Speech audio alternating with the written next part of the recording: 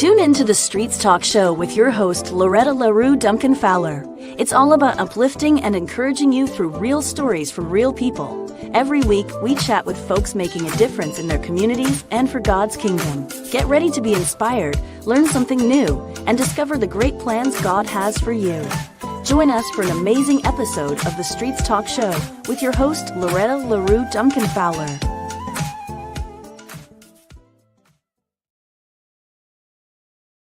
Hey, what's going on, folks? We are back. This is Miss La-Rue from the Streets Talk Show on the Daily Gospel Network. And we are here at the Level Up Youth Mental Wellness Conference. And we're here with Mr. Michael Baldwin.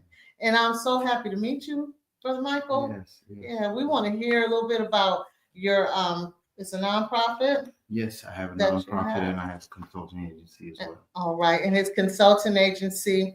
And then I have a few questions that I'm going to ask myself. Is that okay? Sure. Absolutely. All right, then. So you go ahead, brother. Just talk to the folks that are streaming in. Well, my name is Mike Baldwin, and I am the founder and executive director of Legacy Alliance Outreach. Legacy Alliance Outreach is a nonprofit organization that serves humanity from a heart of humanity, meaning that we come with lived experience. We are 80% staffed by individuals with lived experience who have justice-involved folk. We have a robust youth program that provides peer mentors and mindfulness substance abuse prevention, as well as gang intervention. We don't necessarily call it gang intervention because many in society might call individuals gang members, but a lot of these young people, just like myself, only saw those as friends. So we do a lot of social intervention work, where we build better social lives and social skills. And many people coin that as gang intervention work. We also do a lot of activities with our youth, and we teach them how to become, strong peers amongst their own peer groups. We advocate inside of school districts, as well as in IEP meetings. We help prevent kids from getting expelled. We also work a lot with the juvenile justice system to prevent youth from being sentenced to juvenile hall or to institutional programs. Wow, that's a whole lot. Yeah, it's a whole lot. So you work in the IEP system, individual education plan. That piqued my interest because I have a son who's developmentally disabled. Like he's 44, but he's like at the 6-year-old level. Yeah. Okay. Yeah. So when you're in the school system advocating for these children who may be having issues with their intellectual disabilities that could possibly lead them to. Yeah, absolutely. It can lead them to behavioral issues because when a kid or a young human has difficulty learning, everybody want to feel power. And some people gain that power through their academics, through being the smartest kid in school. Right. But then when you have some who can't learn at the same level as other kids, they end up using like physical aggression to gain power, especially if they feel as if they're not heard, they're not valued, they're seen as different, they're seen as weird. Some of them are picked on, and some of them just want to fit in with the other peers. And so they may use some behavior that is counterproductive to the school system or to themselves. And educators don't always recognize that. And so they automatically associate it with them being a bad kid or a bad person without addressing the underlying issues. And it may be undiagnosed anxiety, depression, or other issues that may happen that are mental health issues, but they're undiagnosed issues, and they're just paid attention to based on their behavior. So what we do is we offer the school system, as well as the parents and the teachers, an alternative to the expulsion. We offer them a different level of support through individuals who have been there and done that. And we walk alongside of these individuals and help them to navigate the process. Sometimes peers can be very, it can be very contagious, and it's a strong lure sometimes that other kids, they can't seem to avoid the trigger that other kids can be in their life. And so we'll place a shadow with them. The shadow is one of my staff who is designed to go to school with this kid and help them to make it from class to class, and they don't necessarily sit next to them and do their work with them, but they'll sit in the room because some of the kids are good students and they can learn, but they're so distracted by the day-to-days And by the way that the school system is structured, they're severely distracted and easily drawn into some conflict. Wow. And if they're black and brown, they're usually going to get punished quicker than others. Wow. And so we look to avoid, to help them to learn how to manage triggers, learn how to manage that strong emotional content that they might experience from time to time. And, you know, and it's been saving their lives. We've taken kids who were failing all of their classes, and now they're A and B students. Wow. And what age groups do you work with, or more?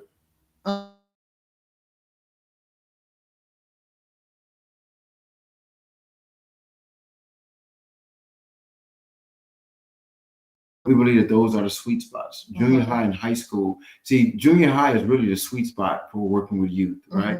Because that's when they're starting to develop opinions. A lot of people, a lot of organizations like to work with the little babies, right? And that's like, they don't have opinions yet. So you're really not, you know, doing anything. Right. You're planting seeds, but there's no guarantee that those seeds are going to take root.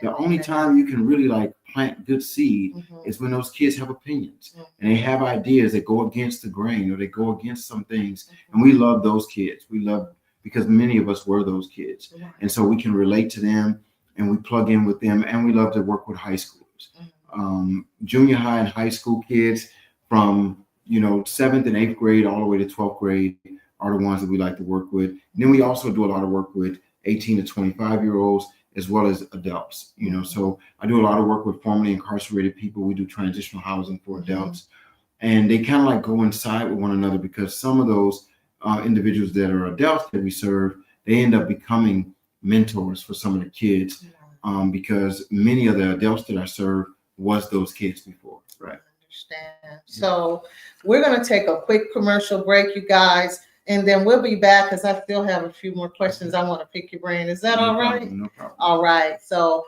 hold on, right. We'll be right back.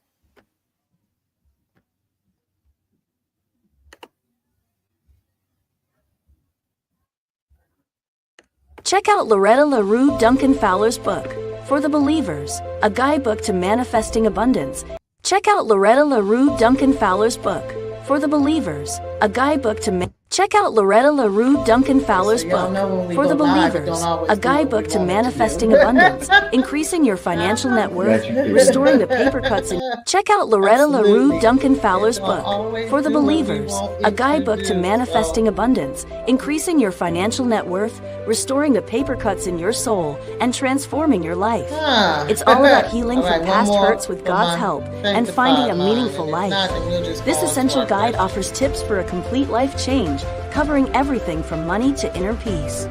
Grab your copy on Amazon and start your journey to a fuller life. That's interesting. Okay, no worries. We're just going to keep it moving.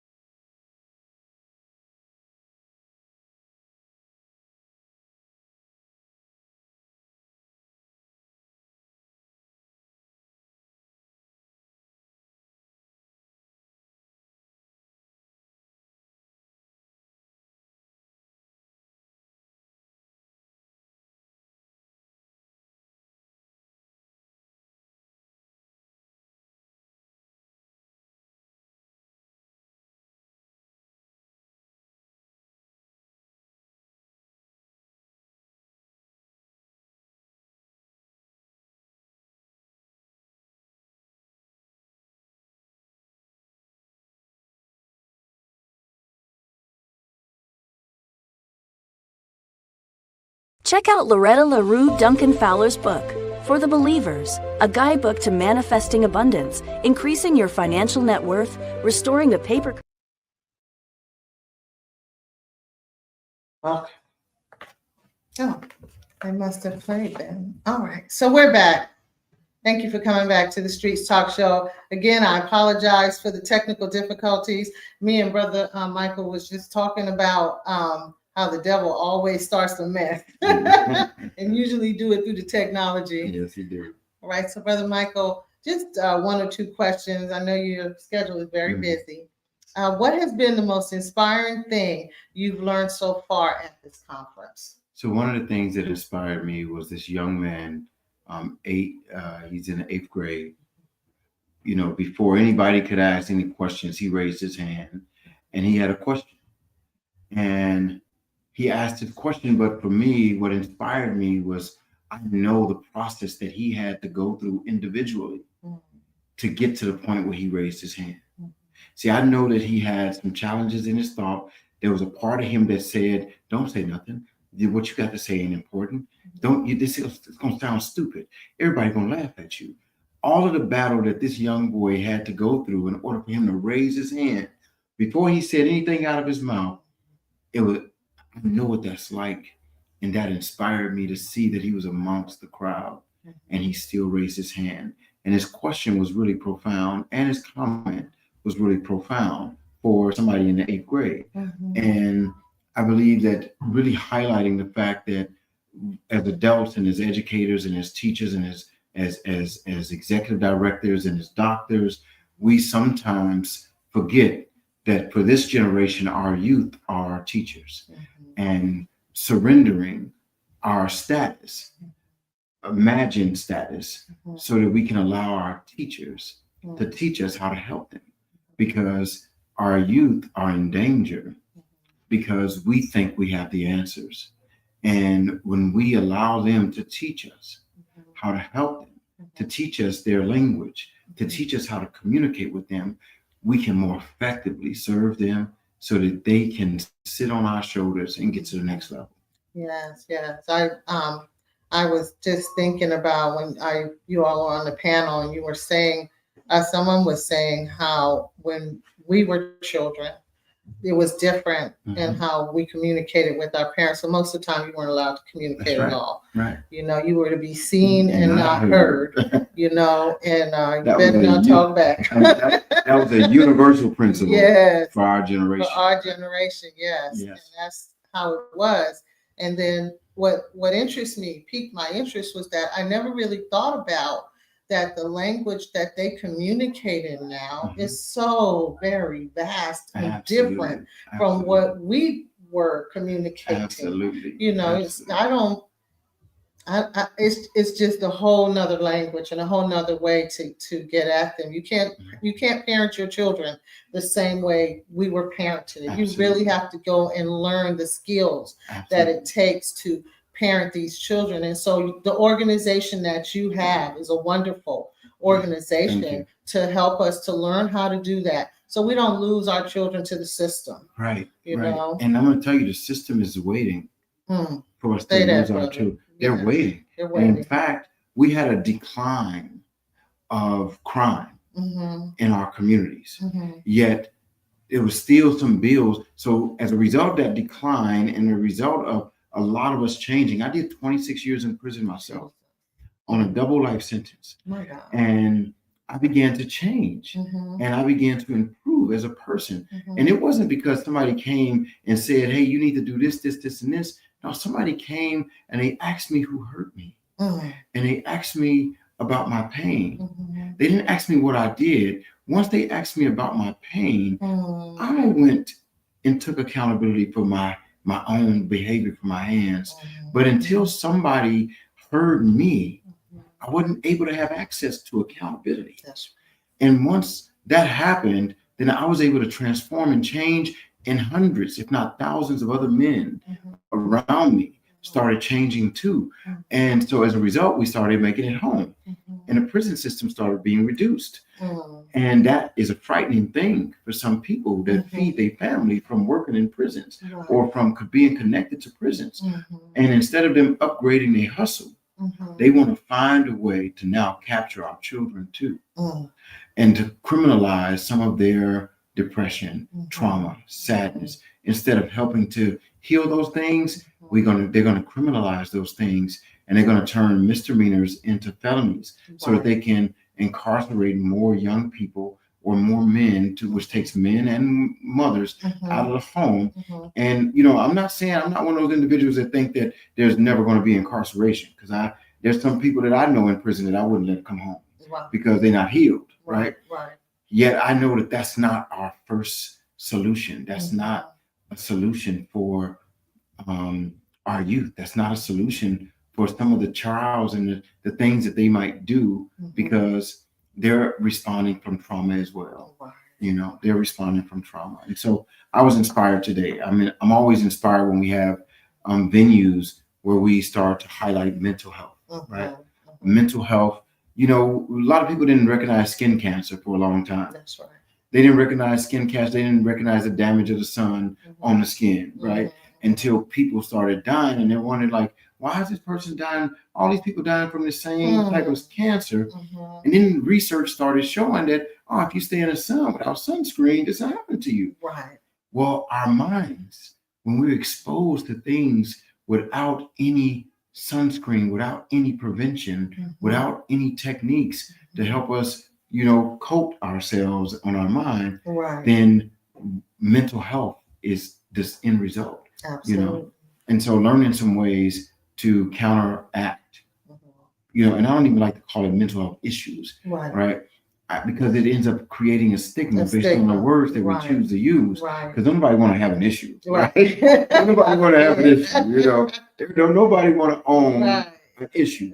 And so finding another way to communicate those types of situations is really important for us if we're going to have any headway, especially when it comes to Black, brown, Christian communities, right? Oh, absolutely. Because in the Christian community, you can't be a good Christian and have mental health issues. Oh, honey, right? No. God must not be walking with you That's if right. you got mental health issues, right? That's right. Like, the Lord ain't served you. Not what are you doing wrong?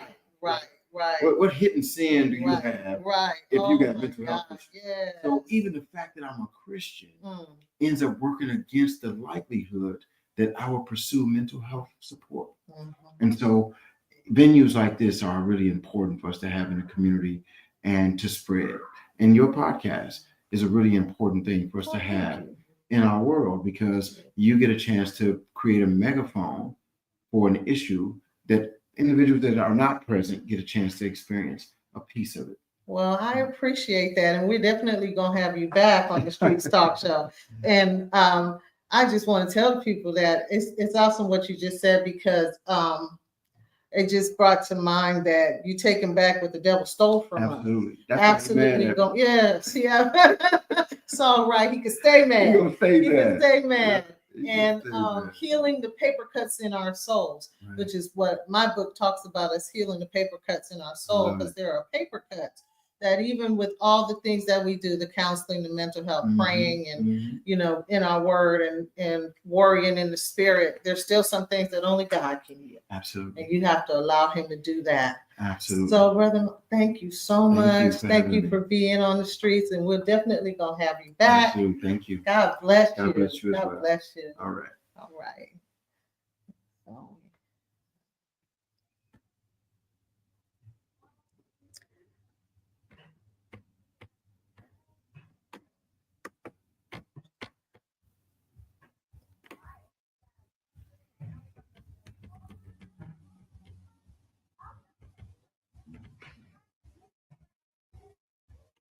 So, Thank you for joining us on the Streets Talk Show, hosted by La-Rue Duncan Fowler. The talk show dedicated to uplifting and encouraging you by sharing true stories from individuals making a positive impact in their communities and advancing God's mission. We invite you to tune in weekly as we explore these inspiring journeys.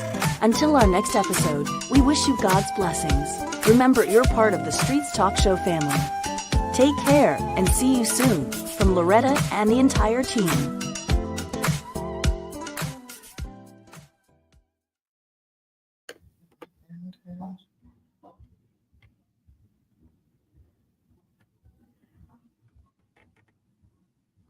Thank you for joining us on the Streets Talk Show, hosted by La-Rue Duncan Fowler. The talk show dedicated to uplifting and encouraging you by sharing true stories from individuals making a positive impact in their communities and advancing God's mission. We invite you to tune in weekly as we explore these inspiring journeys.